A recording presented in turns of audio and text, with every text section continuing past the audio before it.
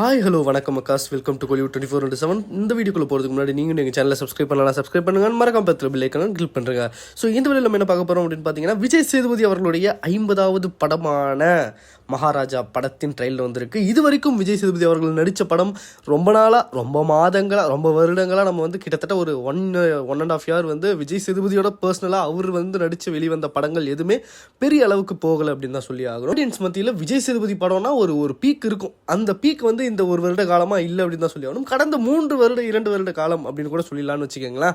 ஏன் அப்படி சொல்கிறேன்னு பார்த்தீங்கன்னா, அவரோட ஸ்கிரிப்ட் செலெக்ஷன் அப்படின்னு சொல்லலாமா, இல்லை அவர் வந்து ஈவன் தோ அவர் வந்து விக்ரமில் நடிச்சிருந்தாலும் கூட விக்ரம் படத்தை தாண்டி விஜய் சேதுபதியின் ஹீரோவாக நடித்த படங்கள் வந்து பெரிதளவில் வெற்றி பெறல. அண்ட் அதே மாதிரி மேரி கிறிஸ்மஸ் அப்படின்ற ஸ்கிரிப்ட் வந்து பயங்கரமான ஸ்கிரிப்டாக இருந்து அது என்ன மாயமோ தெரில, மந்திரமோ தெரில, அதை போய் யாருமே பார்க்கல. பட் பார்த்துருந்தாங்கன்னா பரவாயில்ல, சந்தோஷம். அந்த படம் ஒரு நல்ல படம் அப்படின்னு தான் சொல்லி ஆகணும். அந்த படத்தை நம்ம தமிழ் ஆடியன்ஸ் செலிப்ரேட் பண்ணல. ஸோ இதை தொடர்ந்து விஜய் சேதுபதி அவர்கள் நடிப்பு ராட்சசன் அப்படின்றது நம்ம எல்லாருக்குமே பயங்கரமாக தெரியும்.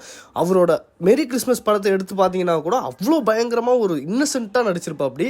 ஸோ இப்போ நம்ம மகாராஜா படம் ட்ரைலர் வந்திருக்கு. எப்படி இருக்கு அப்படின்னு பார்த்தோம்னா, அதுக்கு முன்னாடி கேஷ் அண்ட் கிரியூ பற்றி பார்த்துக்கலாம். கிரியோவை பொறுத்த மட்டும் டைரக்ட் பண்ணுறது யார் அப்படின்னு பார்த்தீங்கன்னா, குரங்கு பொம்மை படத்தினுடைய டைரக்டரான நிதிலன் சாமிநாதன் தான் இந்த படத்தை வந்து டைரக்ட் பண்ணுறாங்க. அண்ட் அது மட்டும் இல்லாமல் இந்த படத்துக்கு வந்து யார் வந்து கேமராமேன் அப்படின்னு பார்த்தீங்கன்னா, தினேஷ் புருஷோத்தமன் அப்படின்றவங்க பண்ணியிருக்காங்க. அண்ட் மியூசிக் டைரக்டரும் பார்த்தீங்கன்னா பி அஜ்னீஷ் லோக்நாத் அப்படின்றவர் பண்ணுறாரு. அண்ட் எடிட்டிங் பார்த்தீங்கன்னா ஃபிலோமின் ராஜ் வந்து பண்ணுறாங்க.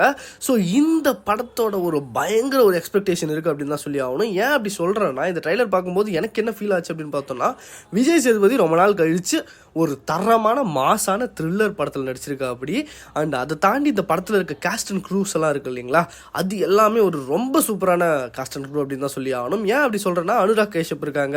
அண்ட் அது மட்டும் இல்லாமல் பாரதி ராஜா, இதெல்லாம் தாண்டி நிறைய பேர் வந்து பாய்ஸ் மணிகண்டன், முனிஷ்காந்த், கல்கி, இந்த மாதிரி பல பேர் வந்து இந்த படத்தில் இருக்காங்க. அபிராமியும் இருக்காங்க. ஸோ இந்த படத்தோட காஸ்ட்டே வந்து ரொம்ப ஒரு என்ன சொல்கிறது, படத்தை பார்க்கணுன்ற ஒரு ஆர்வத்தை தூண்டுது அப்படின்னு தான் சொல்லி ஆகணும்.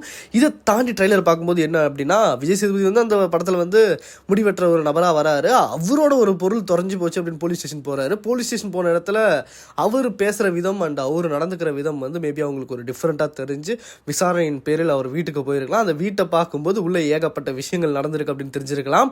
ஸோ அந்த படத்தோட கதை அதுவாக தான் இருக்குமோன்னு தோணுது. உங்களுக்கு என்ன தோணுது அப்படின்றது கீழே கமெண்ட்ஸ் சொல்லுங்கள். அண்ட் தொலைஞ்சு போன விஷயத்தை கண்டுபிடிக்கிறாங்களா, அந்த வீட்டில் என்ன நடந்துச்சு, இது எல்லாமே தான் கதையாக இருக்க போகுது அப்படின்ற மாதிரி ஃபீல் ஆகுது.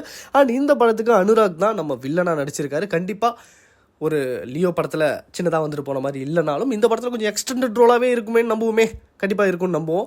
ஸோ ஹோப் இந்த படம் விஜய் சேதுபதி அவர்களுக்கும் ஒரு மிகப்பெரிய சக்ஸஸாக இருக்கணும்.